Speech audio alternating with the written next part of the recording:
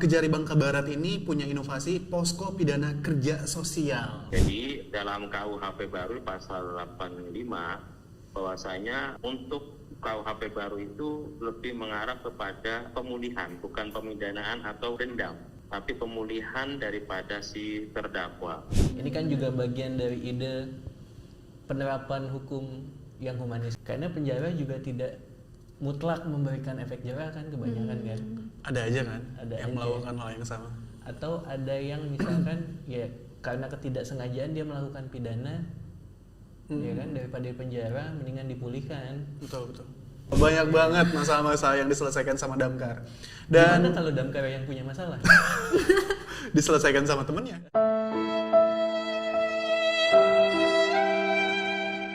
Kita tunggu aja ya. Ya. Akan jadi apa? Apakah akan ada Harvey Muiz yang lain? Apakah akan ada Marcella yang lain? Betul. Atau yang lain? Tapi kita dukung apa yang dilakukan Kejaksaan Tinggi Bangka Belitung karena ya sudah seharusnya sumber daya alam yang dimiliki suatu daerah kembali ke warganya yang ada di sana. Betul. Bukan dimiliki oleh segelintir orang mengayakan orang lain tapi warga asli dan lokalnya tidak merasakan manfaatnya.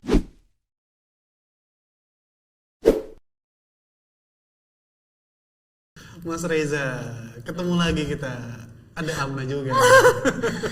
Bulan puasa nih ya. Bulan puasa, iya betul. Kita tag tanggal 18 ya.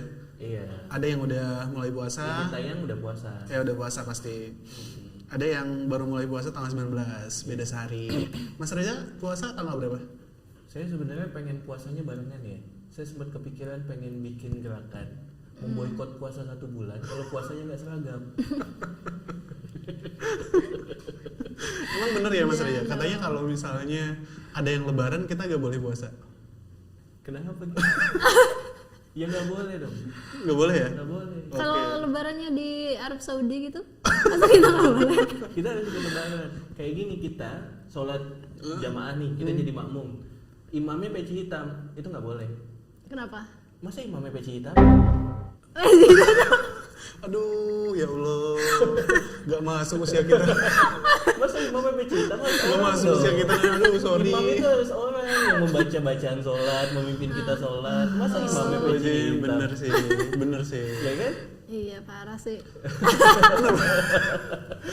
Ya yang selalu kita bahas kan soal banyak orang yang merugikan ya, merugikan negara, merugikan kita sebagai masyarakat.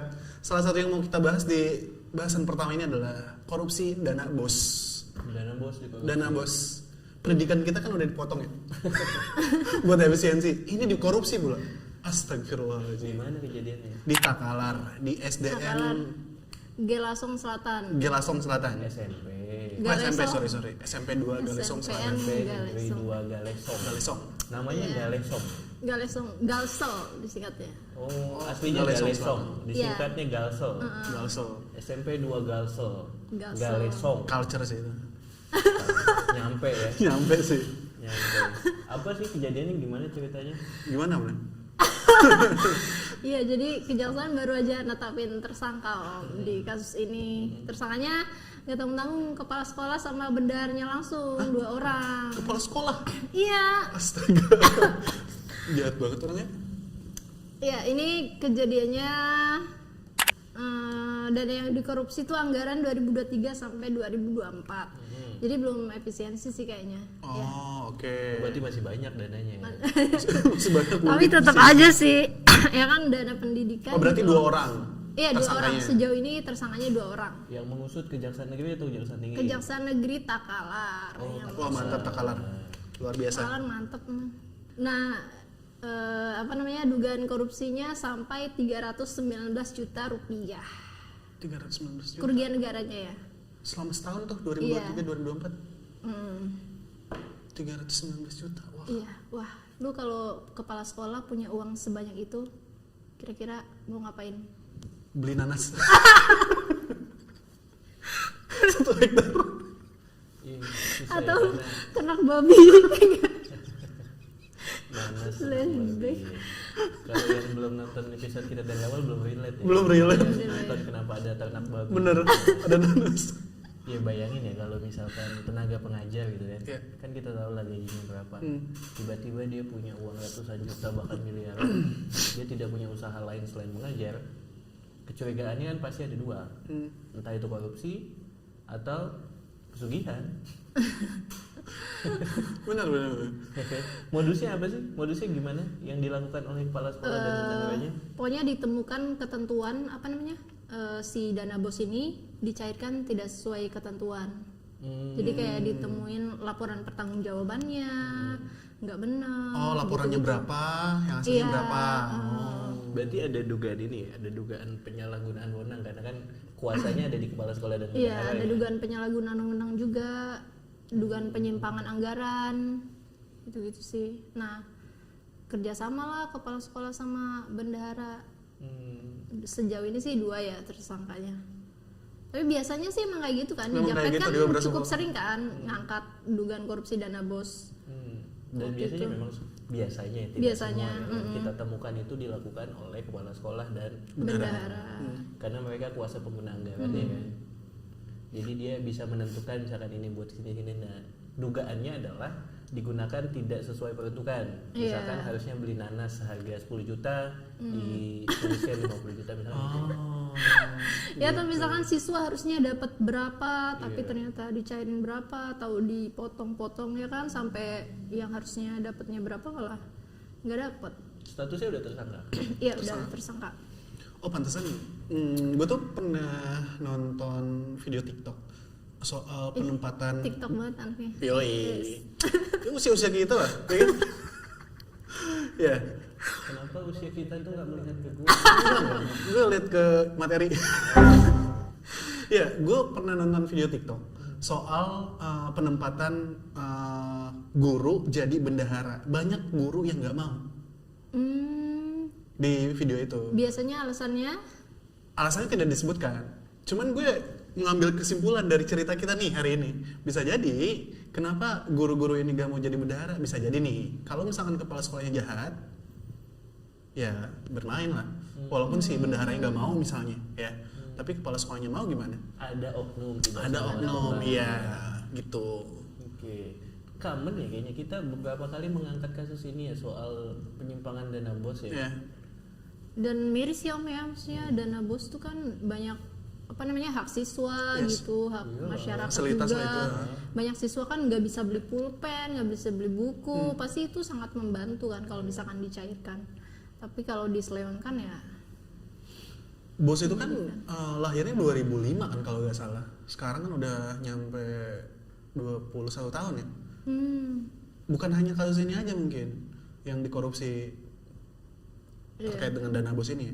Banyak mungkin ya korupsi-korupsi lain dengan jumlah kalau ditotalin mungkin bisa gede banget ya. Kayaknya pernah ada ya siswa yang mogok sekolah dan seluruh siswanya berdemo Benar. karena dianggap ada penyalahgunaan ini ya, Iya, anggaran iya. ya. Di mana gue lupa itu. Anak SD atau anak SMP gitu. Dan semoga sih kesadaran itu dimiliki oleh banyak siswa sekarang karena kan mereka sudah terbiasa mengakses informasi dari banyak media. Iya, iya. Kalau zaman gua dulu kecil kan terbatas untuk Iya. mendapatkan informasi. Kalau sekarang supply-nya sudah terlalu banyak yang walaupun akhirnya kita anggap ini bagian dari apa? Terlalu banyak oversharing gitu kan, terlalu banyak informasi sehingga dia harus memfilter.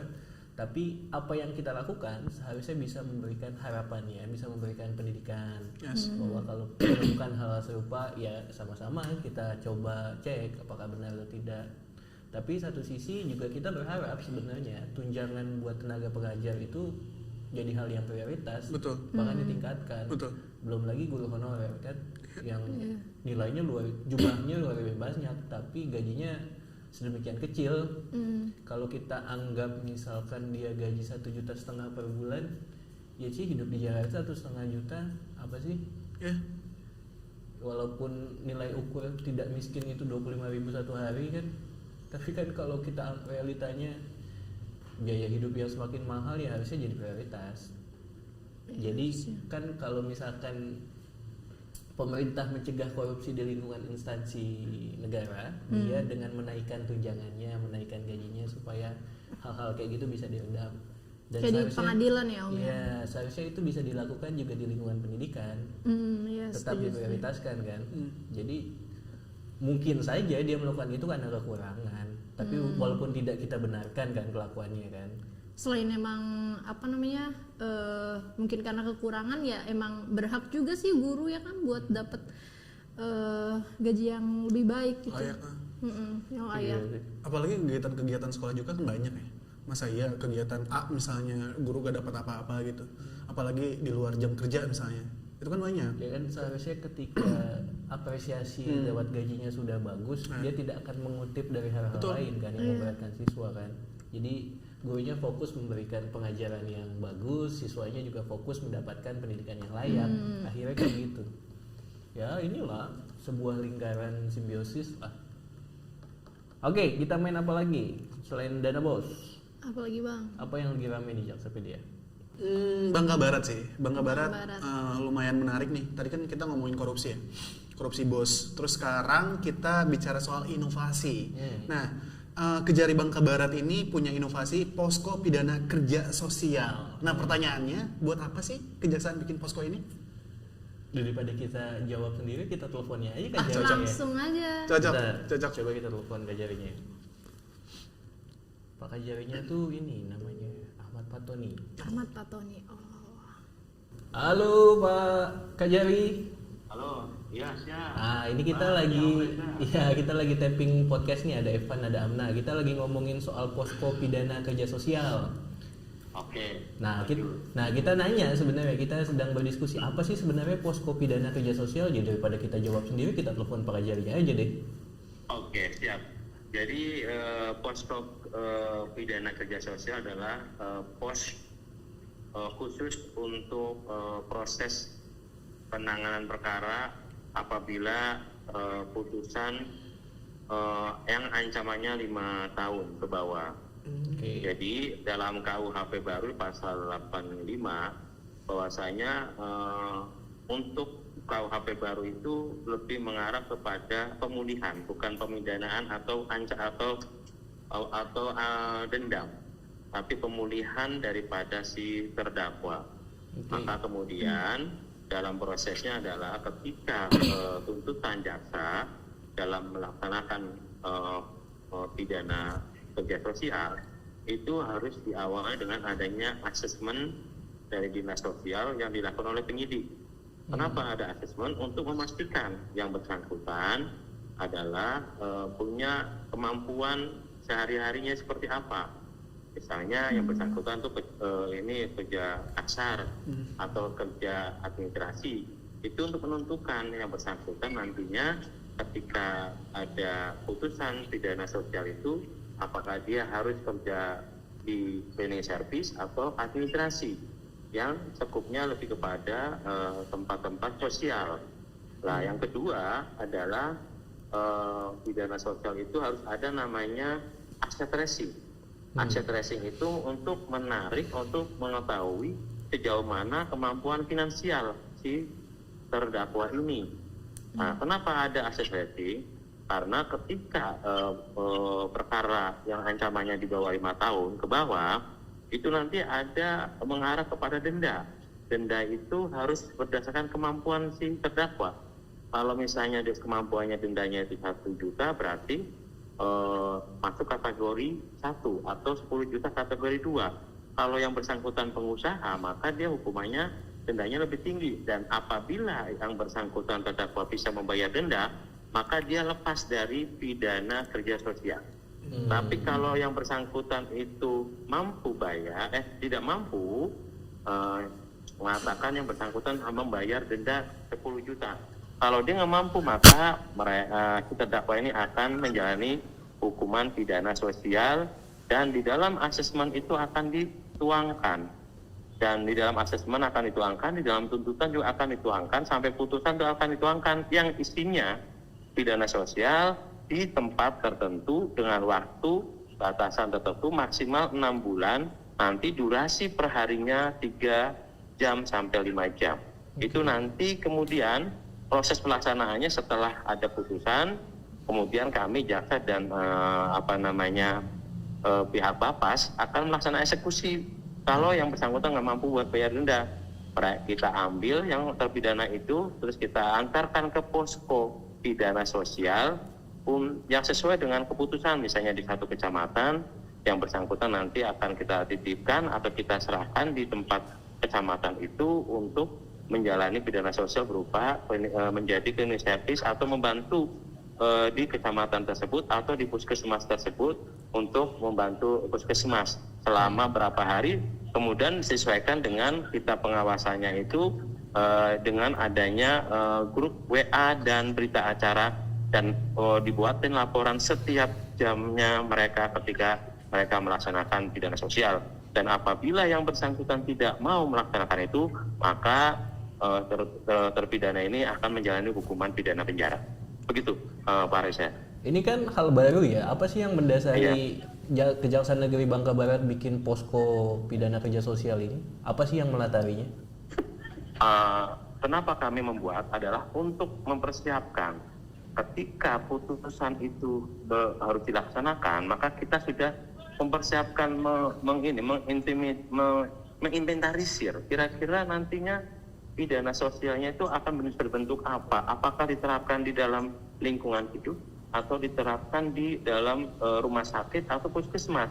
Kalau ujuk-ujuk tiba-tiba ada putusan tapi tanpa ada dipersiapkan ada posko pidana sosial, di mana prosesnya adalah kita diskusi dan komunikasi dengan dinas sosial terkait hukumannya di mana, yang bersangkutan terpidana itu domisilinya di mana. Kalau kita ujuk-ujuk itu nanti pelaksanaan itu tidak akan dilaksanakan kalau nggak ada posko. Tapi kalau adanya posko, itulah kemudian untuk bisa menginventarisir kemampuan si terdakwa, kesiapan kami sebagai penuntut umum dan kesiapan dari dinas sosial dalam memberikan rekomendasi sebagaimana asesmen yang dibuat oleh dinas sosial. Gitu. Dan ini menyesuaikan dengan KUHP baru juga ya? Betul. Ini kita laksanakan karena memang kebutuhan di KUHP baru seperti itu. Bahwasanya sekarang ada namanya pidana pengawasan, pidana kemudian ada pemaafan dari hakim, dan kemudian ada pemaafan dari jaksa, ada restoratif justice. Nah, ini semua tuh beberapa item baru terkait pidana KUHP baru. Nah, diantaranya adalah pidana sosial ini yang memang wajib di seluruh kejaksaan negeri atau wilayah harus ada persiapan untuk pidana sosial. Ini itu kayak ini nggak sih, Pak Kajari, kayak restoratif justice? Restoratif justice kan hanya cuma bisa diberikan satu kali ya. Pidana sosial juga cuma bisa diberikan satu kali sama. Atau Sama persis. Nah, jadi pidana sosial itu pelaksanaannya tergantung dari asesmen dan aset tracing. Kenapa? Karena itu rekomendasi dari dinas sosial, kemampuan finansial, kemampuan yang bersangkutan bekerja.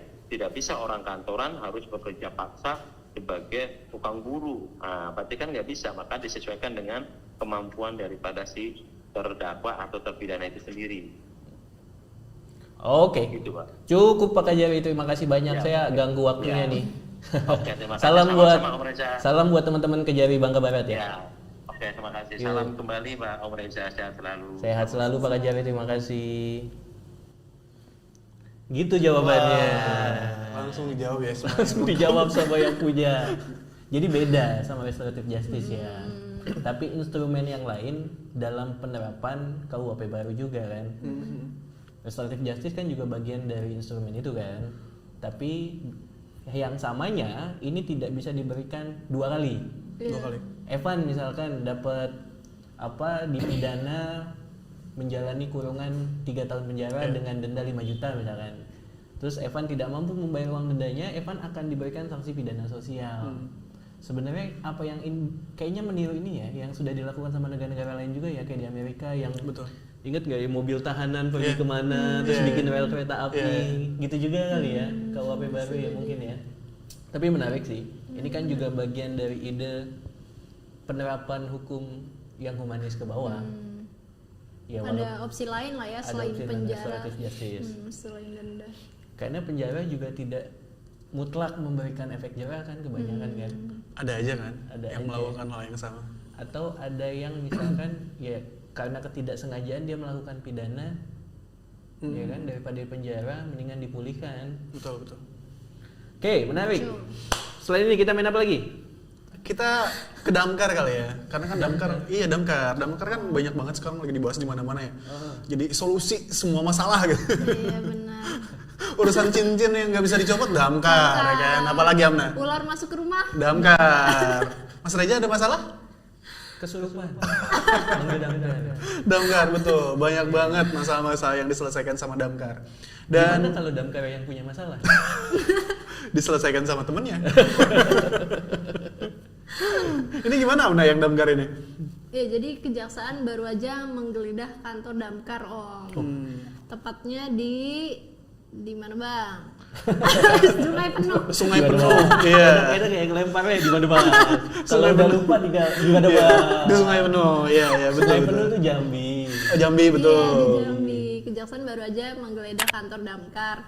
Selain damkar juga ada SPBU juga digeledah. Hubungannya damkar sama SPBU emang Nah, kasusnya apa? Jadi diduga ada korupsi penyalahgunaan anggaran buat BBM damkar gitu Om. Oh. Jadi selain damkarnya SPBU-nya juga Iya, digeledah. damkar kan kayak ini ya, kayak instansi yang lain, instansi pemerintah dia mendapatkan ini ya, kuota BBM Iya, untuk kuota petugasnya BBM. Iya, iya, untuk benar. mobil operasionalnya kan. Ya kayak TNI apa segala macam kan. Iya. Oh, terus. Nah, diduga ada penyimpangan di situ, makanya kejaksaan menggeledah. Tapi belum ada sih tersangkanya sejauh ini baru. Oh, baru penyelidikan. Iya, masih penyidikan dan penggeledahan. Mungkin setelah penggeledahan itu kan penyitaan banyak dokumen dan barang bukti kan. Mungkin di situ digali dulu kali ya sebelum Ya penetapan kan tersangka. penetapan tersangka harus ada 2 alat bukti yang Iya, kuat benar. kan. Gimana Bang? Kalau yang gue baca sih di sini kan si kejaksaan sendiri udah mengamankan barang bukti puluhan dokumen. Terus juga ada 4 unit komputer dan 1 berangkas yang diduga berkaitan dengan penggunaan anggaran. Itu yang disita Yang disita di sejauh ini kantor damkar. di kantor damkar. Sama di SPBU. Betul. Terus seluruh barang bukti yang diamankan dibawa ke kantor kejaksaan untuk dianalisis lebih lanjut dalam proses penyidikan. Nah dulu, yang menggeledah siapa? Kejaksaan Negeri atau Kejaksaan Tinggi? Kejari. Kejari Negeri Oh, Sungai Kejaksaan Penuh. Negeri Sungai Penuh. Kejaksaan Negeri Oke. Sungai Penuh. Mereka yang memulai penyelidikan. Udah ada yang disita sudah kan? Sudah. Yang disita. Oke, update terakhirnya apa? Masih proses Proses penggeledahan. Penyelidikan. Sorry. Penyidikan. Kalau proses penggeledahan sampai sekarang masih digeledah dong. Sorry. Mohon maaf. Mohon maaf. Oke, berarti tinggal menunggu saja. Yes. Menunggu waktu kira-kira siapa tersangkanya. Oke. Menarik sih ya, soalnya kayak BBM kan salah satu yang dibutuhkan banget ya buat operasional. Tinggal dicek sebenarnya damkar di Sungai Penuh kerjaannya banyak atau enggak. Kalau banyak kan harusnya udah habis waktunya kan. Kayak anak kecil nih hiperaktif, ajak main aja yang playground. Iya, dan juga Di rumah energi udah habis. capek dia, Energinya tinggal habis. makan minum, ya kan? Nah, damkar sana banyak kerjaan atau enggak? Nelusurnya gitu ya.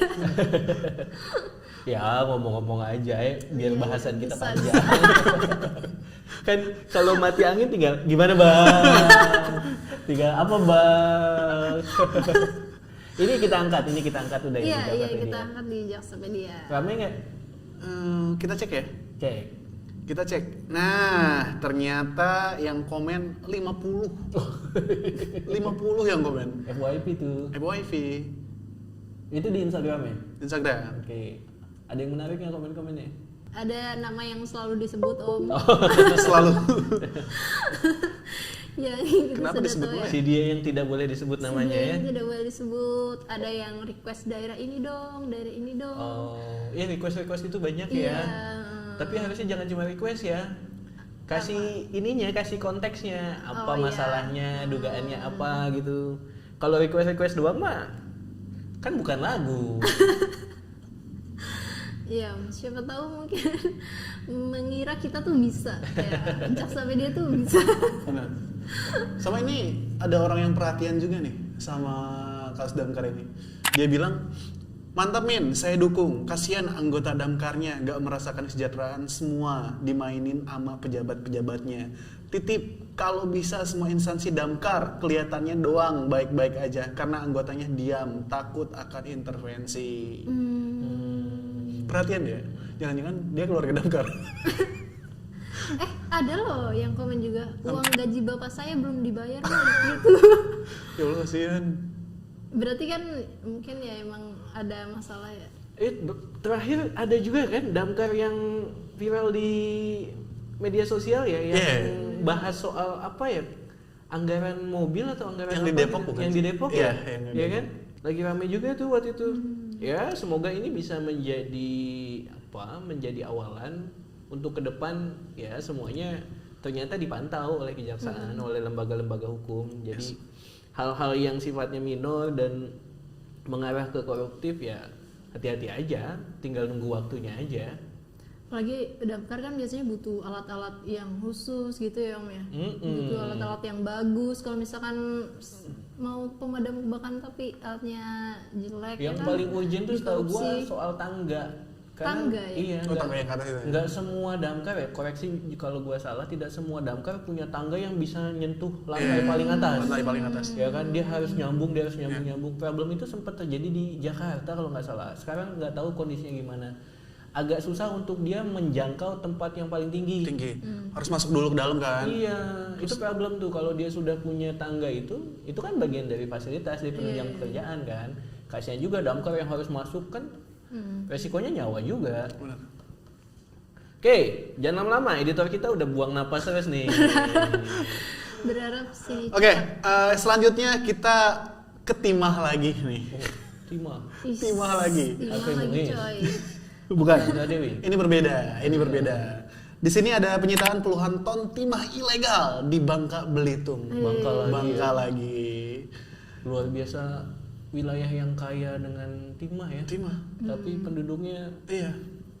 Kasihan. soal sejahteranya masih jauh. Masih jauh. Kenapa di sana? Ada apa lagi? Jadi Kejati Bangka Belitung baru aja Kejaksaan Tinggi. betul. Kejati. Kejati baru aja mengamankan puluhan ton timah ilegal. Tim Pitsus Kejaksaan Tinggi Kepulauan Bangka Belitung melakukan penggeledahan di kantor dan gudang milik PT Raja Wali Rimba Perkasa terkait dugaan barang tidak berizin. Ini perusahaan yang terlibat di situ. Lalu produk timah dan turunannya yang ditemukan diduga berasal dari kawasan hutan dan wilayah izin usaha pertambangan atau IUP PT Timah. Diduga hendak dibawa keluar dari Bangka secara ilegal. Ini ada beberapa barang bukti yang diamankan. Yang pertama, 736 balok timah batangan dengan estimasi berat 25 ton.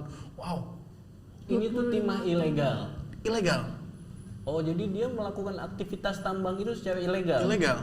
Diduga didapatnya tuh dari kawasan yang nggak seharusnya PT Raja Wali itu. Harusnya itu masuk wilayah IUP PT Timah kan. Tapi kayaknya dia ngambil secara ilegal dan diduga bakal didistribusin secara ilegal juga keluar Bangka gitu. 25 ton timah. Iya. 25 ton. Nilainya 5 ton. ada nggak? Enggak. Belum ada ya? Belum ada sih. Sejauh ini belum ada ya? Ya, sejauh ini belum ada. Gede banget itu. Ya. Selain yang 736 balok timah itu, terus ada juga 338 karung dan 9 tas jumbo berisi biji timah dengan estimasi 25 ton juga. Berarti kalau ditambah jadi 50 ton. 50 ton. Jadi ada kepingan koin ya? Iya, Koin ini timah, nih. biji timah sama Koin balok timah timah. seberat 121 kg. Wah, gila. Sudah ada tersangkanya atau belum? belum ada. Baru penyelidikan. Penyelidikan. Iya, jadi Fokusnya sekarang kemana yang sedang dilakukan oleh Kejaksaan Tinggi Bangka Belitung? ya menelusuri adanya dugaan wewenang apa enggak, gimana ilegalnya distribusinya, apa ada keterlibatan pemerintah atau institusi pemerintah di situ apa enggak gitu. Itu sih yang ditelusuri Oke, ya. kita tunggu aja ya. Ya. Akan jadi apa? Apakah akan ada Harvey Muiz yang lain? Apakah akan ada Marcella yang lain? Betul. Atau yang lain? Tapi kita dukung apa yang dilakukan Kejaksaan Tinggi Bangka Belitung karena ya sudah seharusnya sumber daya alam yang dimiliki suatu daerah kembali ke warganya yang ada di sana. Betul. Bukan dimiliki oleh segelintir orang mengayakan orang lain tapi warga asli dan lokalnya tidak merasakan manfaatnya. Itu kan yang sudah terjadi di Bangka Belitung ya mungkin puluhan tahun atau ratusan tahun mungkin kan. Kayak kita nonton film Laskar Pelangi kan, Ya, kesenjangannya luar biasa. banget. Itu baru di Bangka Belitung, belum di wilayah-wilayah lain. Jadi harapannya apa yang dilakukan Kejaksaan Tinggi Bangka Belitung cepat menangkap siapa yang salah kalau ada kesalahan, ya kan. Kerugian negaranya cepat dipulihkan, dikembalikan supaya bisa digunakan lagi oleh masyarakatnya sana. Supaya dana bos bisa nggak usah dicutit lagi lah. Betul. Biar gak ada korupsi nanas lagi. Nggak ada ternak babi lagi. Betul. Betul? Itu aja Mas Reza? Oke. Itu dulu buat minggu ini ya. Buat minggu pertama di bulan Ramadan. Iya. Ramadan. Silakan Abang.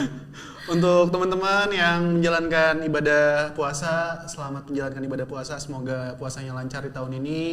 Amin. Semoga kita juga bisa berjumpa lagi di puasa tahun depan tentunya. Amin. Dan semoga godaan-godaan kecil jangan sampai menghambat puasa teman-teman. Yes. Episode kita kali ini selesai. Sampai jumpa di episode selanjutnya. Terima kasih. Terima kasih banyak.